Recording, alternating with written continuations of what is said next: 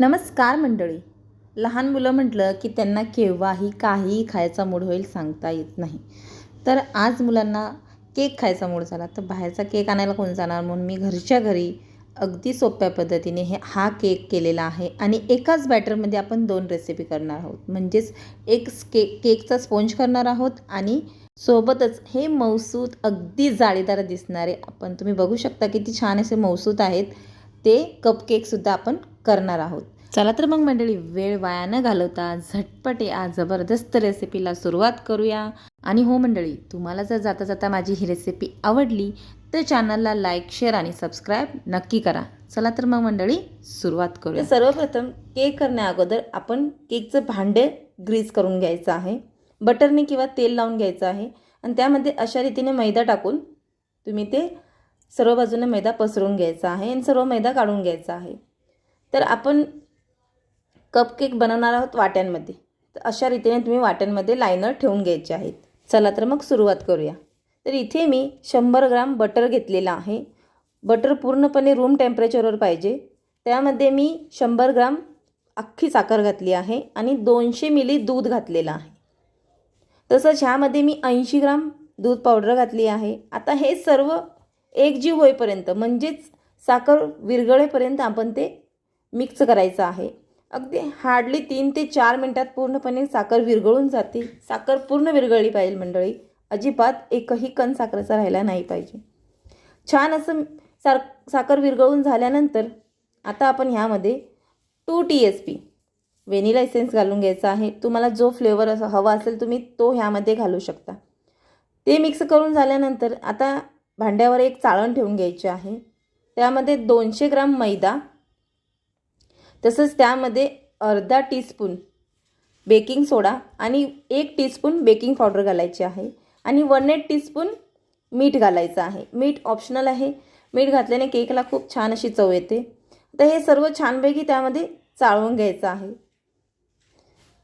चाळण्याचे कारण हे की आपला केक छान असा स्पॉन्जी बनतो. त्यासाठी केक नेहमी हे पीठ चाळूनच करायचा. पीठ चाळून झाल्यानंतर छान असं एकजीव होईपर्यंत मिक्स करायचं आहे. ओव्हर मिक्सिंग करायचं नाही मंडळी. ओव्हर मिक्सिंग केलं तर तुमचा केक असा स्पॉन्जी होणार नाही. तर इथे मी केकच्या भांड्यात जे बटरचं कागद होता, बटर पेपर, तो मी याच्यात लावून घेतलेला आहे. त्यामध्ये बॅटर पोर केलेलं आहे. अर्धं बॅटर ह्यामध्ये घातलेलं आहे. 2 ते 3 वेळा टॅप करून घ्यायचं आहे. अशा रीतीने पातेलं ऑलरेडी मी 10 मिनटं अगोदर गरम करण्यासाठी ठेवलं होतं. आता यामध्ये केक टीन ठेवून वरून पुन्हा झाकण ठेवून लो फ्लेमवर 25 ते 30 मिनटं केक होऊ द्यायचा.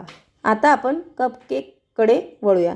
तर जे लायनर आहे त्याच्या अर्धच तुम्ही केकचं बॅटर घालायचं आहे. उरलेल्या बॅटरमध्ये कमीत कमी 6 कपकेक तयार होतात व्यवस्थितरित्या. हे पहा मंडळी, कपकेक्स भरून झालेले आहेत. तर एका पातेल्यामध्ये मी असं ताट उलटं घातलेलं आहे, पालतं त्यामध्ये घातलेलं आहे आणि त्याच्यावर हे केकच्या वाट्या ठेवायच्या आहेत. तुम्ही जर डायरेक्ट खाली ठेवलं तर केकच्या वाट्यामध्ये केक खालून जळून जाईल, म्हणून अशा रीतीने तुम्ही ते केकच्या वाट्या अतराळे राहतील अशा पद्धतीने ठेवा.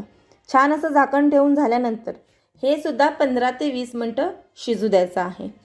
25 मिनटानंतर मंडळी तुम्ही बघू शकता केक स्पॉन्ज तयार झालेला आहे. आता आपण चेक करून घेऊया की तयार आहे की नाही. अशा रीतीने सुरीच्या साह्याने तुम्ही बघू शकता सुरी एकदम क्लीन निघाली आहे, म्हणजे केक तयार आहे. आता आपण कपकेक्ससुद्धा बघून घेऊया.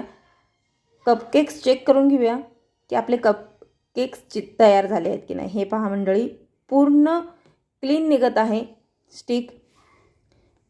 तर हे सुद्धा थंड करून घेऊया. थंड झाल्यानंतर हे पहा मंडळी, अशा रीतीने टॅप करून घ्यायचं आहे जेणेकरून पूर्णपणे केक व्यवस्थितरित्या निघेल. हे पहा मंडळी, किती छान असा शिजलेला आहे. खूपच अप्रतिम झालेला आहे मंडळी. हे पहा, मी तुम्हाला पलटी करून सुद्धा दाखवते. वरून सुद्धा किती छान असा पांढरा शुभ्र केक झालेला आहे आणि तुम्हाला प्रेस करून सुद्धा दाखवते. हे पहा, मऊसूत झालेला आहे.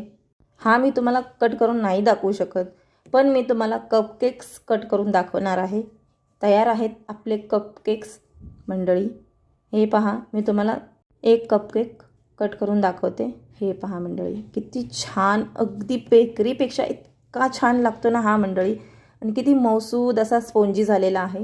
हे पहा मंडळी, त्याची जाळीसुद्धा इतकी इतकी छान अप्रतिम आलेली आहे की नाही छान मंडळी. चला तर मग मंडळी, व्हिडिओ आवडल्यास चॅनलला लाईक, शेअर आणि सबस्क्राईब करायला अजिबात विसरू नका. पुन्हा भेटू अशाच एका नवीन रेसिपीसोबत.